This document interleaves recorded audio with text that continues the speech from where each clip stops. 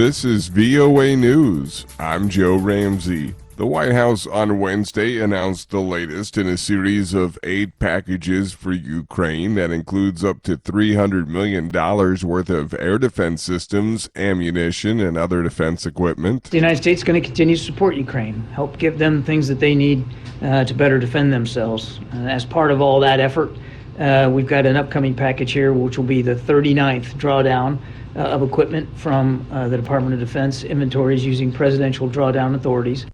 National Security Council spokesman John Kirby also said the package includes Patriot air defense batteries, Stinger anti-aircraft systems, tank ammunition, and other equipment. U.S. President Joe Biden and Republican House Speaker Kevin McCarthy both said they expected the debt ceiling bill to pass on Wednesday. Reuters correspondent Chris Dignum reports. The House of Representatives squared up to vote on Wednesday to suspend the U.S. debt limit, a critical step to avoid a destabilizing default that could come early next week if Congress does not act. Today, the American people are going to win. We're going to pass the largest cut in American history. Republican House Speaker Kevin McCarthy said the bill would become law as he worked to secure the votes needed to pass his debt ceiling deal with President Joe Biden. At an event at the White House, Biden said the bill appeared to be on track to pass. Reuters correspondent Chris Dignum. Sudan's army suspended talks with a rival paramilitary force on Wednesday over a ceasefire and aid access, raising fears the 6-week-old conflict will push Africa's third-largest country deeper into a humanitarian crisis. This is VOA News. A regional force set up to tackle militia violence in East Democratic Republic of Congo has been extended to September, a minister and a spokesperson for the force said on Wednesday. The 7 countries of the East African Community set up the military force in April last year to try to end bloodshed linked to decades of militant activity in Congo's east. The force's future had been uncertain since its mandate expired in March, and EAC leaders had expressed differing views on how it should operate. There's an alarming rise in Lebanon of both anti-Syrian refugee rhetoric and forced deportation, activists and analysts say, as the United Nations reports raids carried out on Syrian refugee camps. For VOA, Dale Gavlak reports from Amman, Jordan. About 1 to 1.5 million Syrian refugees have led death and destruction engulfing their homeland by crossing into Lebanon. Their presence has drawn more hostility from Lebanese since the country's economic crisis came to a head in 2019. Observers argue there is a false impression that Lebanese must compete with Syrians for resources and that refugees get lots of money from relief organizations. Meanwhile, rights groups reported in recent weeks an increase in anti-refugee rhetoric from Lebanese politicians. They allege such misinformation contributes to violence and discrimination against Syrian refugees. Dil Gavlak for VOA News, Amman.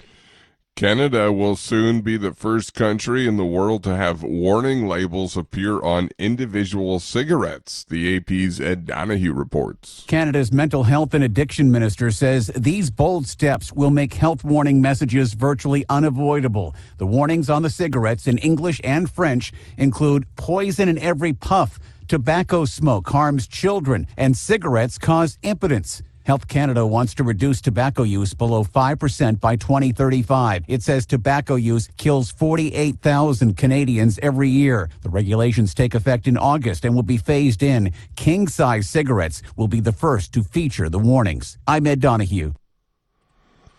A North Korean satellite launch on Wednesday ended in failure, sending the booster and payload plunging into the sea. North Korean state media said, and the South's military said it had recovered parts of the launch vehicle. The flight was the nuclear-armed state's 6th satellite launch attempt and the first since 2016.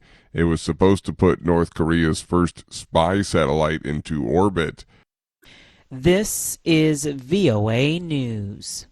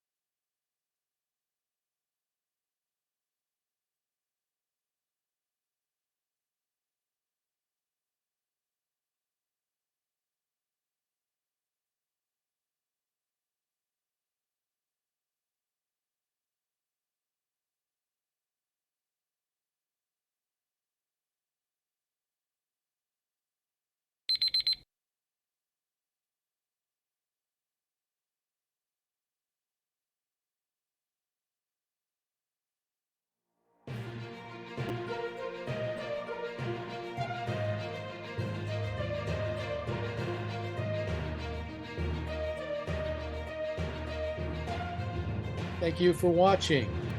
Can you do me a favor? Please leave a comment in the comments section below. That would really help. Thank you, and see you again soon.